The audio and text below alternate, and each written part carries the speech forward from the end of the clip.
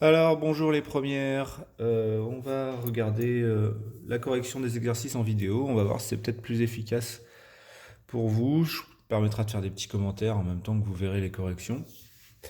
Donc, on commence avec cet exercice 3, page 130, là, où vous devez en fait dériver des fonctions. Alors, c'est des choses que vous avez déjà fait, hein.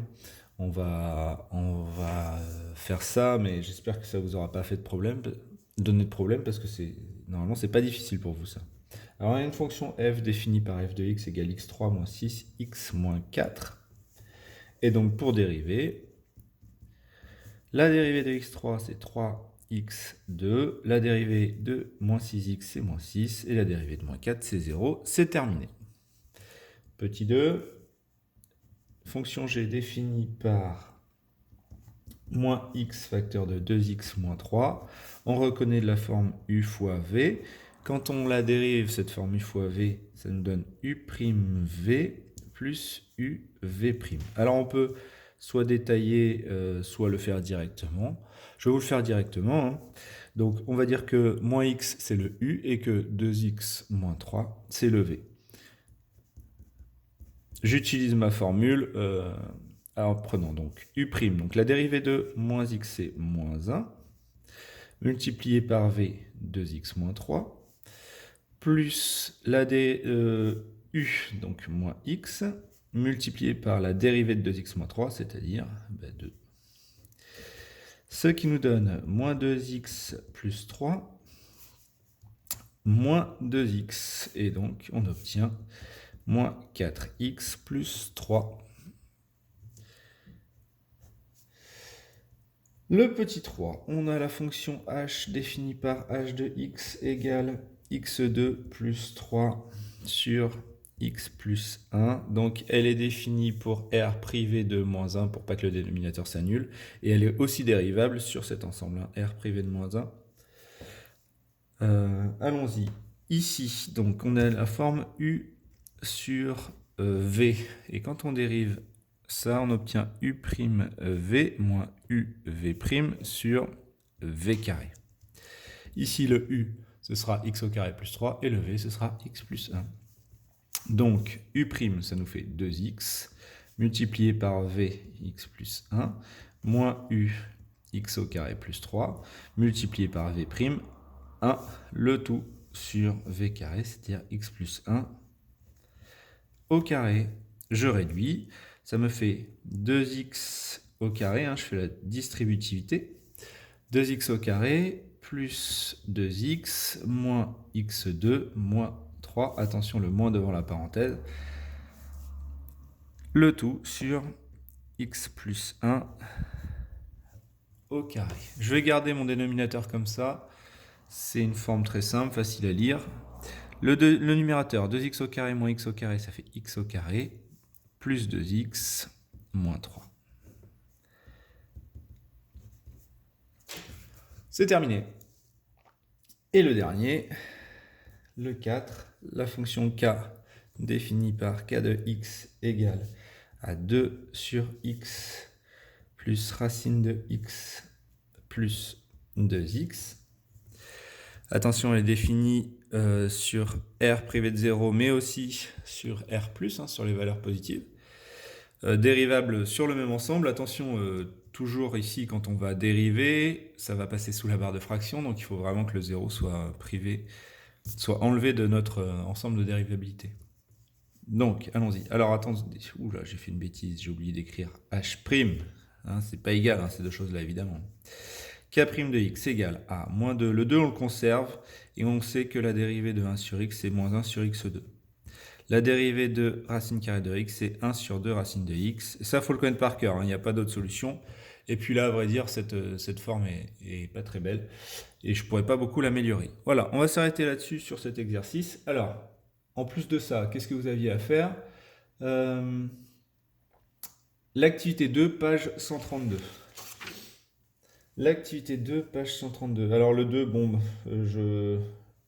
ça devait être le B, hein. Excusez-moi pour la précision, vous l'aurez deviné, je pense. B, page 132. Donc on a une fonction g définie par g de x égale à x4 moins 4x3. On a une représentation graphique. Déterminer graphiquement le sens de variation. On va faire un tableau de variation directement, hein. Allons-y. Donc, vous l'avez peut-être pas sous les yeux, là, je peux vous le montrer. Hop. Voilà. Donc, la représentation graphique, elle est là, vous la voyez. Ici, moi, je connais pas son ensemble de définitions, c'est pas précisé. Est-ce que je prends... Je vais prendre l'ensemble observable, hein, de notre représentation graphique. Donc, ça va de -2 jusqu'à 5. C'est décroissant jusqu'à la valeur de x ici, c'est-à-dire 3. On voit un minimum, mais on ne sait pas combien il vaut, donc je ne mets rien. Et puis ensuite, on voit que c'est à nouveau croissant. Les valeurs en -2 et en 5 ne sont pas lisibles, donc je ne les mets pas. Je peux quand même préciser ça. Alors ici, on pourrait peut-être écrire variation de g. Bon, g de x, ça passe aussi, hein, c'est un raccourci, on va dire.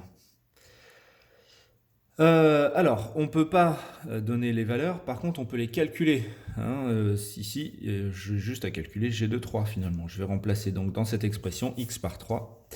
G de 3, ça nous donne 3 puissance 4 moins 4 fois 3 au cube. Hop. 3 puissance 4 moins 4 fois 3 puissance 3. Oula, qu'est-ce que... Ah non, j'ai mal tapé mon... 3 puissance 4, hop, moins 4 fois 3 puissance 3. Ça nous fait moins 27.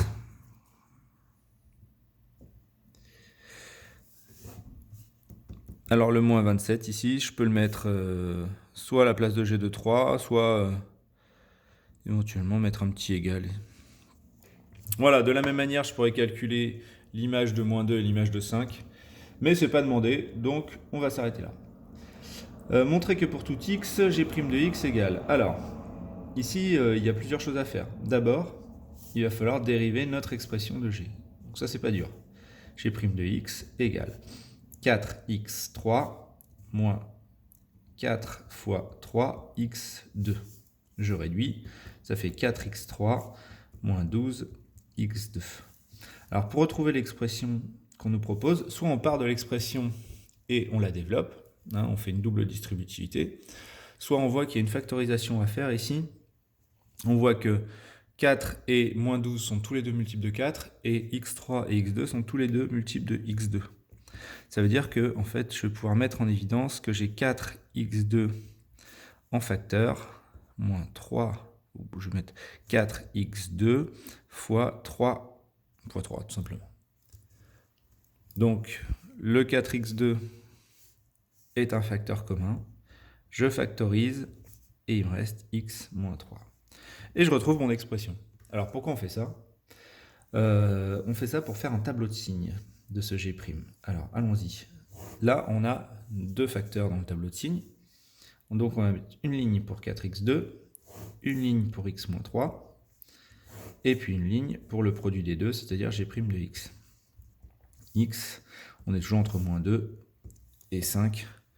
À vrai dire, je pourrais faire de moins l'infini plus l'infini, hein, ça ne changerait pas grand-chose pour nous. Alors, qu'est-ce qu'on observe? X au carré, tout le temps positif. Attention, x au carré va s'annuler quand même en 0.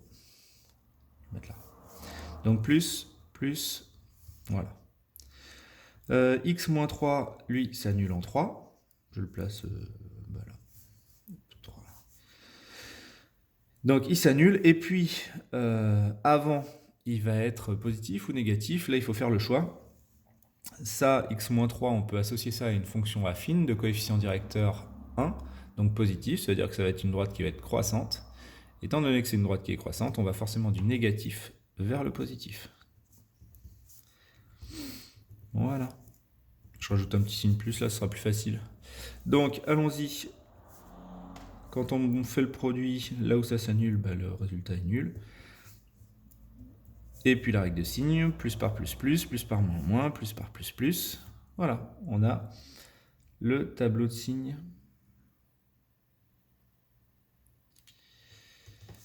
Qu'est-ce que j'ai fait? Moi, j'ai fait une grosse bêtise ici, là.